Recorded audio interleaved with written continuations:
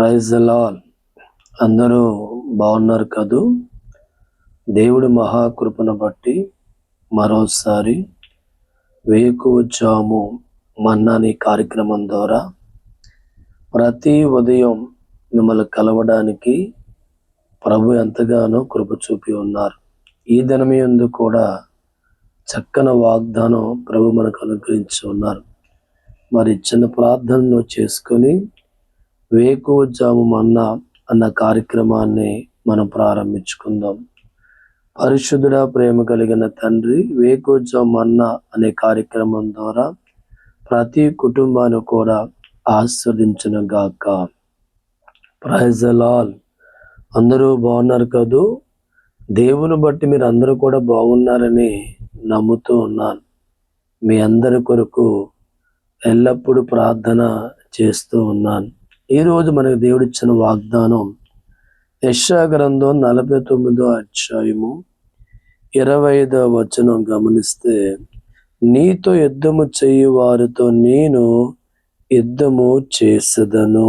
దేవుడి స్తోత్రం. ఈరోజు చక్కని వాగ్దానం మీ అందరికీ కూడా దేవుడిస్తూ ఉన్నారు. ఈరోజు నీ జీవితంతో సమస్యలు యుద్ధం చేస్తున్నాయేమో, రోగం నీ జీవితం యుద్ధం చేస్తుందేమో, అప్పులు వంటి పరిస్థితి కూడా నీతో యుద్ధం చేస్తుందేమో, కొందరు మనుషులు, సాతాను శక్తులు, అపవాది యొక్క తంత్రాలు బట్టి ఎందరో ఎన్నో రకాల సమస్యలు నీతో యుద్ధం చేస్తూ ఉంటే వాటిని జయించలేక, వాటిని ఎదిరించలేక, ఒకవేళ నేను ఈ పోరాటంలో ఓడిపోతానేమో, జయించలేని దానిగా మిగిలిపోతానేమని దుఃఖముతో, విచారముతో, భయముతో, ఆందోళనతో ఉన్న నీకు శుభవార్త. నీతో యుద్ధము చేయు వారితో నీ దేవుడు యుద్ధం చేయబోతున్నాడు. దేవుడి స్తోత్రం. మన దేవుడు మన పక్షాన యుద్ధము చేయువాడు. బలహీనుల కొరకు నిలబడి యుద్ధము చేసే గొప్ప దేవుడు. ఆయన యుద్ధము చేస్తే ఓటం అనేది లేనివాడు. ఆయన యుద్ధం ప్రారంభిస్తే శత్రువులు సైతం కూడా ఓడిపోవలసిందే తప్ప జయము చూడడం. అటువంటి దేవుడు నీ కోసం నిలబడబోతున్నాడా? అటువంటి దేవుడు నీ శత్రువులు యుద్ధం చేయబోతుంది. ఎస్, దేవుడు నీ శత్రువులు యుద్ధం చేస్తాను. ఎవరు నీతో యుద్ధం చేస్తున్నారు నీ జీవితం ఓడిపోవాలని? ఎవరు నీతో యుద్ధం చేస్తున్నారో సమస్యలతో నువ్వు కృంగిపోవాలని? ఎవరు నీతో యుద్ధం చేస్తున్నారో ఈ స్థితిలోంచి నువ్వు బయటికి రాకూడదని? అవి సాతాను శక్తులైనా, మనుషులైనా, అధికారులైనా, ఎంత బలవంతులైనా కానీ నీతో యుద్ధం చేస్తూ ఉంటే నువ్వు గెలవనోకుండా, నువ్వు సంతోషంగా ఉండనోకుండా ఆటంకపరచడానికి కావలసిన ప్రతి ఏర్పాటును కూడా వారు చేస్తూ ఉంటే, దేవుడు ఈ వేకువజాము మన్నా ద్వారా నీకు ఇస్తున్న వాగ్దానం, నీ శత్రువులతో, నీతో యుద్ధము చేయు వారితో దేవుడు ఈ ఉదయకాల యుద్ధాన్ని ప్రారంభించబోతున్నాడు. దేవుడి స్తోత్రం. చూడు దైవజనమా, మన బలహీనమే కావచ్చు, కానీ మన పక్షం నిలబడేవారు చాలా గొప్పవాడు. దేవుడి స్తోత్రం. ఒక దినాన ఎలీషా గారు మరి తనకున్న పూరు గుడిసెలు మోకరించి ప్రార్థన చేసుకుంటూ ఉన్నారు. ఆ ఎలీషాకు పనివాడుగా ఉన్న మరి గెహజీ కూడా మరి అక్కడ ప్రార్థిస్తూ ఉన్నారు. అయితే ఈ సేవకుడి కంటే ముందుగా మరి ఇతను లేచి బయటికి వెళ్ళినప్పుడు భయంకరమైన సిచ్యువేషన్ వస్తుంది. సైనికులు, వందల వేల మంది సైనికులు కత్తుల చేత, గుర్రాల చేత ఎలీషాను పట్టాలని, ఎలీషాను పట్టి రాజు ముందు పెట్టాలని వారు వచ్చి ఉన్నారు. అయితే ఈ గెహజీ చాలా కంగారు పడుతూ ఉన్నారు, చాలా ఆందోళన పడుతూ, అయ్యా, మన జీవితాలు ఈరోజు ముగించబడుతున్నాయి. మనల్ని పట్టడానికి, మనల్ని చంపడానికి బలమైన సైన్యం కత్తులతో, గుర్రాలతో, రథాలతో వచ్చి ఉన్నారయ్యా అంటే, ఆ ఎలీషా పలుకుతున్న మాట, వారితో ఉన్న సైన్యము కంటే మన పక్షాన ఉన్న సైన్యం చాలా గొప్పదన్నాడు. దేవుడి స్తోత్రం.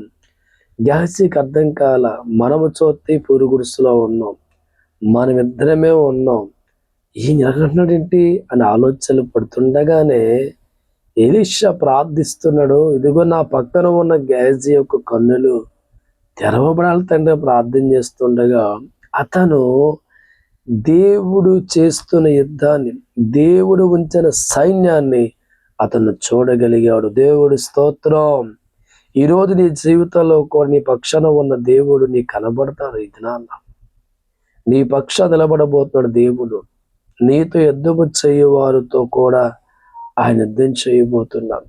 ఆయన యుద్ధము చేస్తే జయము నీకు, ఓటమి వారికి కలుగుతాయి. ఈరోజు సమస్యలతో నీ యుద్ధం చేస్తున్నావేమో, రోగంతో నువ్వు యుద్ధం చేస్తున్నావేమో, అప్పుల చేత నువ్వు యుద్ధం చేస్తున్నావేమో, నానా బాధల చేత, కష్టాల చేత వీటితో నువ్వు పోరాడే వ్యక్తిగా ఉన్నావేమో, అలాగే అపవాదులు బట్టి కూడా నువ్వు పోరాడుతున్న వ్యక్తిగా ఉన్నావేమో. అయితే దేవుడిస్తున్న మాట, ఆయన నీ శత్రువులతో, నీతో యుద్ధము చేయవారితో ఆయన యుద్ధం చేయబోదును.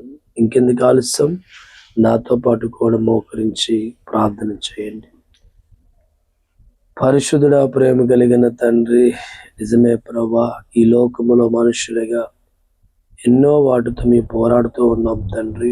అపవాది చేత, అప్పుల చేత, బలహీనతల చేత, రోగాల చేత, మరి వీటన్నిటితో పోరాడుతూ ఉండగా మమ్మల్ని గెలిపించడానికి మా పక్షం నిలబడుతున్న మా తండ్రి మీకు వందనాలు.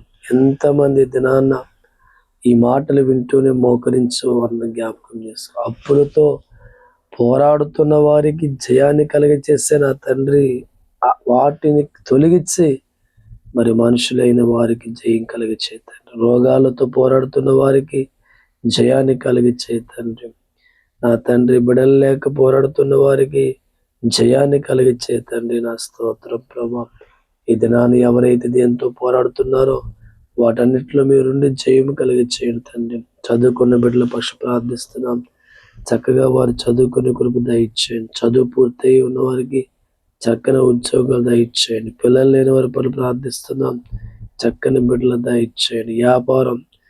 వ్యాపార నిమిత్తం ప్రార్థిస్తున్నాం, వ్యాపారాలు దీవించండి. పాడి పంట వ్యవసాయం కొరకు ప్రార్థిస్తుండగా రైతులు దీవించి ఆశీర్వదించండి. ఆయా ఆసుపత్రుల్లో రోగాలతో బలహీనతో పడి ఉన్నవారు ప్రార్థిస్తున్నా, స్వస్థపరచమని ప్రార్థిస్తున్నాం తండ్రి. ఆయన ఈరోజు ఎవరు ఏ పని మొదలెట్టారు, ఏ పనులు కొనసాగిస్తున్నారు, ప్రతి పనిలో బిడ్డలకు తోడుగా ఉండి మీ సహాయం అందించి బలపరచమని యేసుక్రీస్తును వడుచున్నాం తండ్రి. ఆమేన్. Praise the Lord. ప్రతి దినము కూడా భారముగా మీ కొరకు ప్రార్థన చేయడం జరుగుతుంది. ఈ మాటలు మిమ్మల్ని బలపరుస్తాయని మనస్ఫూర్తిగా నమ్ముతున్నాం. దేవుడి ప్రేరేపణ చేత నడిపించబడుతున్న వేకువజాముమన్నా అనే కార్యక్రమం ద్వారా మీరు ఆస్వాదించబడిన వారైతే అనేకులకి షేర్ చేయండి. మా యొక్క YouTube channel YSJ prayer ministry official తప్పక సబ్స్క్రైబ్ చేసుకోండి, అనేకులకు షేర్ చేయండి. దేవుడు మిమ్మల్ని, మీ కుటుంబాలను ఆస్వాదించును గాక. God bless you, all of you.